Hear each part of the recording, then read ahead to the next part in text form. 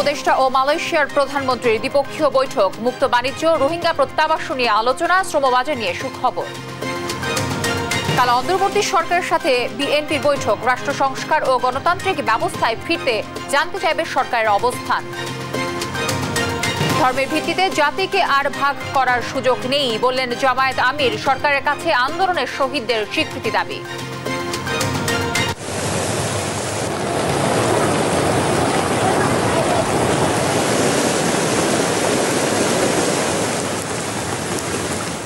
টানা বৃষ্টি আর পাহাড়ি ঢলে মহারশী নদীর বাঁধ ভেঙে প্লাবিত শেরপুরে 50 গ্রাম, দুর্ভোগে হাজারো মানুষ। এবং টাঙ্গাইলের কালীহাতিতে বাস ট্রাকের মুখোমুখি সংঘর্ষে নিহত 4, জামালপুরে ট্রাক অটোরিকশা দুর্ঘটনায় 3 জনের মৃত্যু। দর্শক, আমন্ত্রণ সংবাদ রাতে, শুনছিলেন সংবাদ শিরোনামগুলো, সঙ্গে থাকছি আমি তানজিয়া জুথি। জানাবো বিস্তারিত।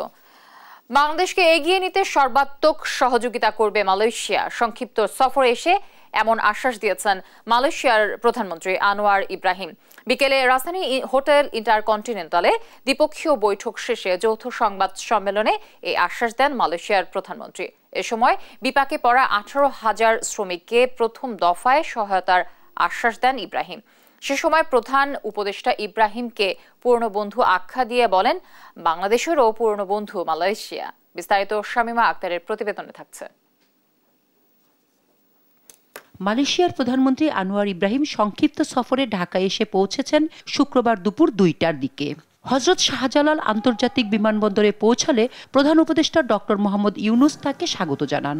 আনোয়ার ইব্রাহিমকে গার্ড অফ অনার দেয়া হয় বিমানবন্দরেই। বিমানবন্দর থেকে মালয়েশিয়ার প্রধানমন্ত্রী আনোয়ার ইব্রাহিম সরাসরি আসেন রাজধানীর হোটেল ইন্টারকন্টিনেন্টালে। বিকেলে হোটেলের ক্রিস্টাল বলরুমে প্রধান উপদেষ্টার সঙ্গে দ্বিপাক্ষিক বৈঠক শেষে যৌথ সংবাদ সম্মেলন করেন দুই দেশের সরকার প্রধান। সংবাদ সম্মেলনে আনোয়ার ইব্রাহিম জানান, অন্তর্বর্তী সরকারকে সর্বাত্মক সহযোগিতা করতে প্রস্তুত মালয়েশিয়া। এ সময় আনোয়ার ইব্রাহিম বলেন, তারা বাংলাদেশ থেকে আরও জনশক্তি পেতে চায়, তবে সেই ক্ষেত্রে উভয় দেশের মধ্যে শ্রম অভিবাসন প্রক্রিয়ার স্বচ্ছতা থাকার প্রয়োজনীয়তার কথা জানান তিনি। I fully support your position and I believe your effort to ensure that this new Bangladesh which is such vibrant democracy and respect the rights of every single citizen in the country.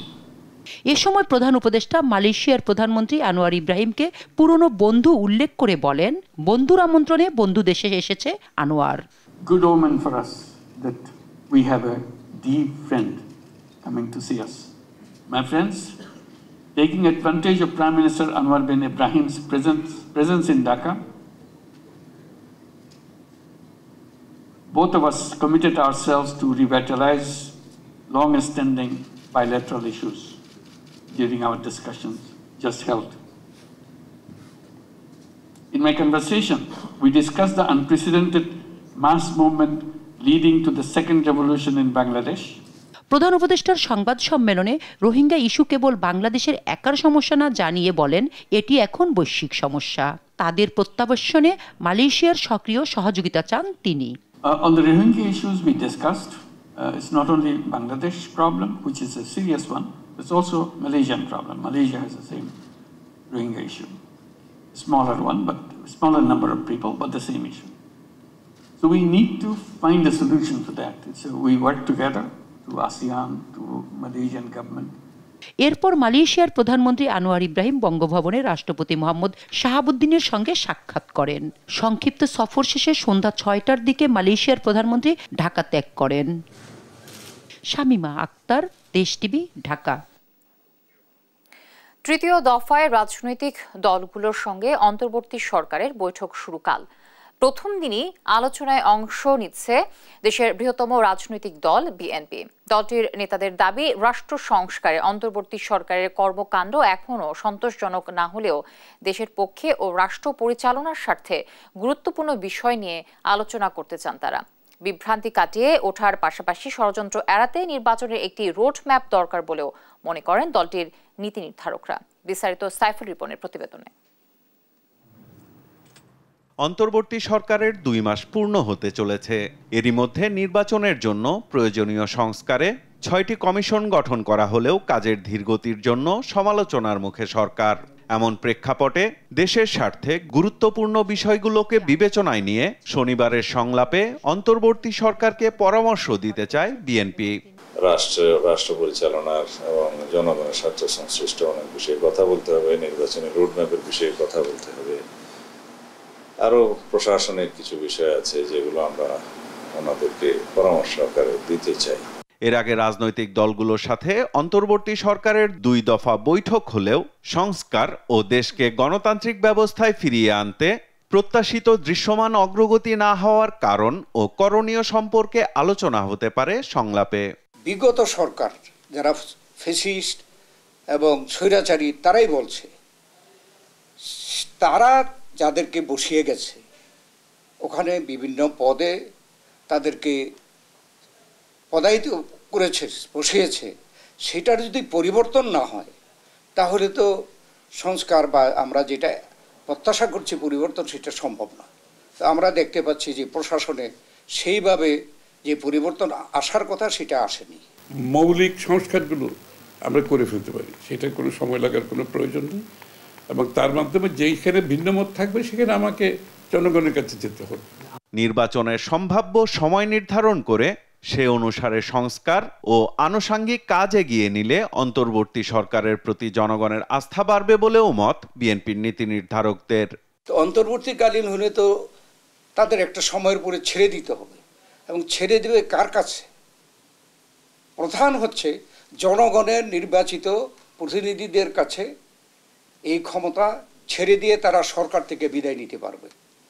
অতএব এটা তো আমার বিবেচনায় সরকারেরও এটা প্রধান লক্ষ্য হওয়া উচিত। জনগণের চিন্তার প্রতিফলন ঘটাতে গেলে আপনাকে কিন্তু গণতান্ত্রিক প্রক্রিয়ায় ফিরে যেতে হলে আপনাকে যত সত্তর নির্বাচনী প্রক্রিয়ার মাধ্যমে আপনাকে দেশের মালিক জনগণের কাছে যেতে হবে। তাদের চিন্তার প্রতিফলনের মাধ্যমে আপনি দেশের গণতান্ত্রিক প্রক্রিয়াটা অব্যাহত রাখতে পারবেন। প্রথমে ইনস্টল করতে হবে, এটা অব্যাহত রাখতে হবে। দেশে একটি সুষ্ঠু গণতান্ত্রিক ব্যবস্থা ফিরিয়ে আনতে যে কোনো সিদ্ধান্ত নেয়ার ক্ষেত্রে রাজনৈতিক দলগুলোর সঙ্গে অন্তর্বর্তী সরকারের নিয়মিত আলোচনা দরকার বলেও মনে করে বিএনপি। এইসবের ভিত্তিতে প্রস্তাবনা। সাইফুল রিপন, দেশ টিভি, ঢাকা। দল বা ধর্মের ভিত্তিতে জাতিকে আর ভাগ করার সুযোগ নেই জানিয়ে জামায়াতের আমির ডক্টর শফিকুর রহমান বলেছেন, যারা দেশের দুশ্মন তারাই দেশকে বিভক্ত করতে চায়। শুক্রবার সকালে গাজীপুরে ছাত্র আন্দোলনে নিহত শহীদ পরিবারের সদস্যদের সঙ্গে মতবিনিময় সভায় তিনি একথা বলেন। জামায়াত কোনো নতুন সন্ত্রাসী সরকার দেখতে চায় না উল্লেখ করে তিনি বলেন, আর যেন কেউ জনগণের টাকায় কেনা বুলেট সাধারণের বুকে ছোঁড়ার দুঃসাহস না দেখায়। এ সময় বর্তমান সরকারের কাছে ছাত্র আন্দোলনে শহীদদের স্বীকৃতি দাবি জানান তিনি। সেই সঙ্গে পাঠ্যপুস্তককেও শহীদদের বীরত্ব গাথা তুলে ধরার পরামর্শ দেন। সব শহীদ পরিবার থেকে একজনকে সরকারি চাকরি দেওয়ারও প্রস্তাব দেন জামায়াতের আমির। জাতির সাথে গাদ্দারি করলে, জাতির সেবক হয়ে আসার ঘোষণা দিয়ে মালিক বনে গেলে কি পরিণতি বরণ করতে হয়, এর থেকে আমরা সারা দেশবাসী যেন শিক্ষা গ্রহণ করতে পারি। আগামীতে স্বৈরাচারের এমন কোনো স্বৈরাচারের জন্ম হবে না যারা ক্ষমতায় থাকা অবস্থায় জনগণের অর্থে কিনা অস্ত্র আর বুলেট জনগণের বুকে ছোড়ার দুঃসাহস করবে, এমন কারো জন্ম হবে না। টানা বৃষ্টি ও উজানের ঢলে তলিয়েছে শেরপুরের বিভিন্ন এলাকা। বেশ কয়েকটি স্থানে ভেঙে গেছে সোমেশ্বরী, ভোগাই ও চেল্লাখালী নদীর বাঁধ। পানিতে নিমজ্জিত 10টি ইউনিয়নের কয়েকশো গ্রাম। পানিবন্দী হয়ে চরম দুর্ভোগে কমপক্ষে 20,000 মানুষ। সহকর্মী মুজাহিদুল ইসলামের তথ্য ও ছবিতে আরো জানাচ্ছেন আপন অপু। টানা বৃষ্টি, উজানের ঢল আর বাঁধ ভেঙে তলিয়ে গেছে শেরপুরের 10টি ইউনিয়নের কয়েকশো গ্রাম। পানিবন্দী 20,000-এর বেশি মানুষ। শুক্রবার শেরপুরের সবগুলো নদীর পানি প্রবাহিত হয় বিপদসীমার কয়েকশো সেন্টিমিটার উপর দিয়ে। 24 ঘন্টায় বৃষ্টিপাত রেকর্ড করা হয় 225 মিলিমিটার। পানির তোরে শেরপুর সদর সহ ঝিনাইগাতি বাজার, উপজেলা পরিষদ, নালিতাবাড়ির শিমুলতলা, ঘাকপাড়া, মন্ডলিয়াপাড়া, ভজপাড়া ও সন্ন্যাসী ভিটা এলাকায় ভেঙেছে সোমেশ্বরী, ভোগাই ও চেল্লাখালী নদীর বাঁধ।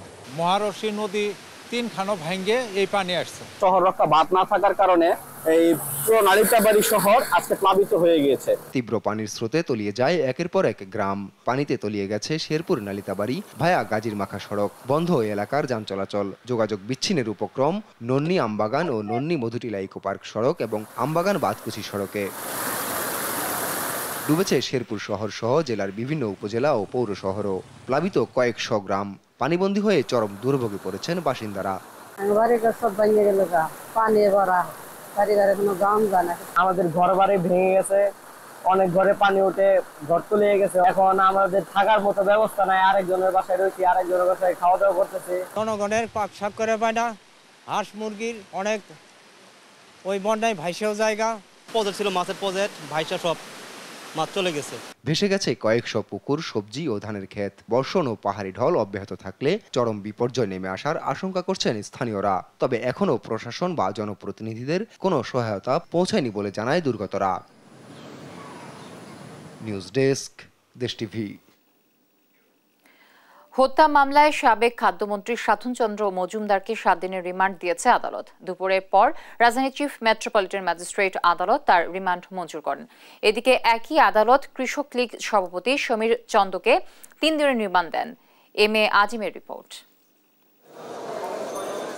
শুক্রবার দুপুরে চিফ মেট্রোপলিটন ম্যাজিস্ট্রেট আদালতে তোলা হয় সাবেক খাদ্যমন্ত্রী সাধন চন্দ্র মজুমদার ও কৃষক লীগের সভাপতি সমীর চন্দকে। এ সময় তেজগাঁও থানার রমিজ হত্যা মামলায় সাধন চন্দ্রের 10 দিন ও বাড্ডা থানার দুলাল হত্যা মামলায় সমীর চন্দ্রর বিরুদ্ধে 7 দিনের রিমান্ড আবেদন করে পুলিশ। আদালত উভয় পক্ষের শুনানি শেষে সাধন চন্দ্রের 7 দিন ও সমীর চন্দ্রের 3 দিনের রিমান্ড মঞ্জুর করেন। তার চোখে এবং বুকে গুলি করা হয়, পরে তাকে নির্মমভাবে রড দিয়ে, হকি স্টিক দিয়ে পিটিয়ে হত্যা করা হয়। সেই হত্যা মামলার একজন এজাহার নামীয় আসামি হচ্ছে এই সাধন চন্দ্র মজুমদার। প্রসিকিউশন থেকে তাকে 10 দিনের পুলিশ রিমান্ড আবেদন করা হয়। উভয় পক্ষের শুনানি অন্তে বিজ্ঞ আদালত 7 দিনের পুলিশ রিমান্ড মঞ্জুর করেন। অবশ্য আসামি পক্ষের আইনজীবীদের দাবি মামলা আর রিমান্ড অযৌক্তিক। প্রচলিত একটা ফরওয়ার্ডিং দিয়ে তাকে আদালতে উপস্থাপন করেছে। রিমান্ডে দেওয়ার মতো যৌক্তিক কোনো কারণ এখানে নেই। সাধন চন্দ্র ও সমীর চন্দ্রকে বৃহস্পতিবার রাতে রাজধানীর আলাদা আলাদা এলাকা থেকে গ্রেপ্তার করা হয়। এম এ আজিম, দেশ টিভি, ঢাকা। ঢাকার মতিঝিলে 37 তলা সিটি সেন্টার নির্মাণে নানা অনিয়ম দুর্নীতিতে জড়িয়েছে অরিয়ন গ্রুপ। প্রকল্পের লিড কোম্পানি দুবাইয়ের বেলহাসা ইঞ্জিনিয়ারিংকে কাজ শেষে ক্ষমতার দাপুটে বঞ্চিত করা হয়েছে শেয়ার থেকে। সে সঙ্গে সই জাল করে ব্যাংক ঋণ নিয়ে তার বোঝা বেলহাসার উপর চাপিয়েছে অরিয়ন। দর্শক, বাকিটা জানবো আমরা শাহাদাত নিশাদের রিপোর্ট থেকে। রাজধানীর মতিঝিলে 37 তলা সিটি সেন্টার নির্মাণে 2003 সালে বেলহাসা একম জেবি লিমিটেডের সঙ্গে চুক্তি করে ঢাকা সিটি কর্পোরেশন। একম ইঞ্জিনিয়ারিং এর সঙ্গে যৌথ বিনিয়োগের লিড পার্টনার ছিল দুবাইয়ের আইকনিক টাওয়ার বুর্জ খলিফার নির্মাণের সংশ্লিষ্ট প্রতিষ্ঠান বেলহাসা ইঞ্জিনিয়ারিং। সিটি সেন্টার নির্মাণে বেলহাসার শেয়ার 60% আর একমের 40%। একম ইঞ্জিনিয়ারিং ওরিয়ন গ্রুপের একক মালিকানাধীন প্রতিষ্ঠান না হলেও ওরিয়ন ল্যাবরেটরিকে অবৈধভাবে 35% শেয়ার দেয় ওরিয়ন গ্রুপের চেয়ারম্যান ওবায়দুল করিম, যা জানতেন না একম ইঞ্জিনিয়ারিং এর শেয়ার হোল্ডার মজিবুল হকও। শেয়ার হোল্ডারদের না জানিয়ে সেই মিটিংয়ে সই জাল করে ওরিয়ন ল্যাবরেটরির শেয়ার ছেলে সালমান ওবায়দুল করিমের নামে হস্তান্তর করেন তিনি। চুক্তি ও ব্যাংকের কাগজপত্র ঘেঁটে দেখা যায় social investment bank limited SIBL থেকে 40 কোটি টাকা ঋণ নিয়ে সিটি সেন্টার নির্মাণ শুরু করে বেলহাসা একম জেবি লিমিটেড। পরে পার্টনারকে না জানিয়ে ওবায়দুল করিম সিটি সেন্টারের 22টি ফ্লোর বিক্রি করেন প্রায় 450 কোটি টাকায়, যার বড় একটি অংশ অন্যত্র সরিয়ে নেন তিনি। 2017 সালে SIBL থেকে দ্বিতীয় দফায় নির্মাণ প্রতিষ্ঠানটির নামে আবারও 50 কোটি টাকা ঋণ নেওয়া হয়, যা পরিশোধ না করায় চলতি বছরের 31 জুলাই পর্যন্ত বেলহাসা একম জেবির খেলাপি ঋণ দাঁড়ায় 86 কোটি 38 লাখ টাকারও বেশি। আশ্চর্যের বিষয় হলো ঋণের বিষয়ে কিছুই জানেন না লিড প্রতিষ্ঠান বেলহাসা ইঞ্জিনিয়ারিং এর কর্ণধার মাজেদ আহমেদ বেলহাসা। সই জাল করেই এই ঋণ নেয়ার অভিযোগ করেন বেলহাসার আইনজীবী। শুধু তাই নয়, সিটি সেন্টার থেকে আয় ব্যয়ের সবকিছু থেকেই বেলহাসাকে বঞ্চিত করে রেখেছেন ওবায়দুল করিম। সবচেয়ে আশ্চর্যজনক হলো বেলহাসাকে একটা হাইকোর্ট থেকে অর্ডার প্রকিউর করলো, মানে এটা আনপ্রেসিডেন্টেড কিভাবে করলো যে বেলহাসা কোনো প্রতিষ্ঠানকে কোনো কিছু লিখতে পারবে না। বেলহাসা যখন লেখা শুরু করলো বিভিন্ন জায়গায় পত্রিকায়, তারপরে সিটি কর্পোরেশনে, সরকারের মন্ত্রণালয়ে চিঠি দেওয়া শুরু করলো, তখন কোর্টের একটা অর্ডার হইলো যে বেলহাসা এই ধরনের লেখালেখিও করতে পারবে না। রাজনৈতিক প্রভাব খাটিয়ে পার্টনারদের বঞ্চিত করে ওবায়দুল করিম একা সিটি সেন্টার দখল করে রেখেছেন। ভবনটির ভাড়াও আদায় করছেন ওরিয়ন। ভবনটির মালিকানা ফিরে পাওয়া এবং গেল 14 বছরের ক্ষতিপূরণ আদায়ে মামলার প্রস্তুতি নেয়ার কথা জানান বেলহাসার আইনজীবী। বেলহাসা ইজ নাও প্রিপেয়ারিং, এখন তারা সিটি সেন্টারে কি পরিমাণ প্রফিট জেনারেট করেছে এগুলো খোঁজখবর নিচ্ছে এবং কি পরিমাণ লোন আছে এটা দেখছে। আমরা জানতে পারছি যে সিআইবিতে বেলহাসার নাম আসছে। বেলহাসা কোনো লোনের জন্য কোনো ডকুমেন্টে সিগনেচার করা নেই। এই ধরনের কোনো বোর্ড মিটিং যেখানে লোন নেওয়া হবে সিদ্ধান্ত নেওয়া হয়েছে, এই ধরনের কোনো বোর্ড মিটিংয়ে বেলহাসা ছিল না। ক্ষমতার দাপটে সাধারণ মানুষের অর্থ চুষে খাওয়া ওবায়দুল করিমের মতো লোকদের কারণেই বাংলাদেশে বিদেশি নামকরা প্রতিষ্ঠানগুলো বিনিয়োগ বিমুখী হচ্ছেন বলে জানান এই আইনজীবী। শাহাদাত নিশাদ, দেশ টিভি, ঢাকা। ফিলিস্তিন সহ মধ্যপ্রাচ্য, ইসরায়েলি বর্বরতা ও ভারতে মহানবী হযরত মুহাম্মদ সাল্লাল্লাহু আলাইহি সাল্লামকে নিয়ে কটূক্তির প্রতিবাদে বিক্ষোভ করেছে ইসলামী আন্দোলন বাংলাদেশ। জাতীয় মসজিদ বায়তুল মোকাররমে জুমার নামাজ শেষে সংক্ষিপ্ত সমাবেশে বক্তব্য রাখেন ইসলামী আন্দোলন বাংলাদেশ চরমোনাইয়ের নেতারা। এ সময় তারা ভারতের মহারাষ্ট্রের হিন্দু পুরোহিত রামগিরি মহারাজ এবং তাকে সমর্থনকারী বিজেপির সাংসদ নীতেশ নারায়ণ রানের বিরুদ্ধে থানায় অসংখ্য মামলা হলেও এখনও রাজ্য সরকার তাদের গ্রেফতার না করায় এর তীব্র নিন্দা ও প্রতিবাদ জানান। একই সাথে ভারতের বিরুদ্ধে রাষ্ট্রীয় প্রতিবাদ জানানোর আহ্বান জানান বক্তারা। সমাবেশ শেষে বায়তুল মোকাররমের উত্তর গেট থেকে বিক্ষোভ মিছিল বের করে তারা। আমাদের দেশের রাজনৈতিক নেতৃবৃন্দ আপনাদের শেল্টারের জন্য কথা বলে, আর আপনারা ভারতে বসে বসে মুসলমানদের বিরুদ্ধে কথা বলেন। ইসরায়েল সন্ত্রাসীদের বর্বরোচিত হামলার 1 বছর হয়ে যাচ্ছে। ইসলামী দলগুলোকে নিয়ে আমরা একটা মহাজোট করে আগামী নির্বাচনে অবতীর্ণ হব, এদেশে ইসলামী শাসন শরিয়া কায়েম করব।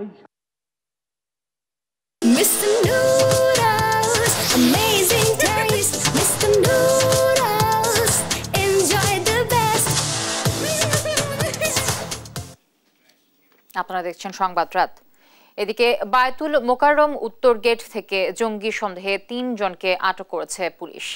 ফিলিস্তিন সহ মধ্যপ্রাচ্যে ইসরায়েলি বর্বরতা, ভারতে ইসলাম ধর্ম ও রাসূলকে কটূক্তির প্রতিবাদে ইসলামী আন্দোলন বাংলাদেশের বিক্ষোভ মিছিল থেকে কালো পতাকা ওড়ানোয় তাদের আটক করে পুলিশ। তাৎক্ষণিক পুলিশ জানায় আটক 9 জন জিজ্ঞাসাবাদের জন্য নিয়ে যাওয়া হচ্ছে।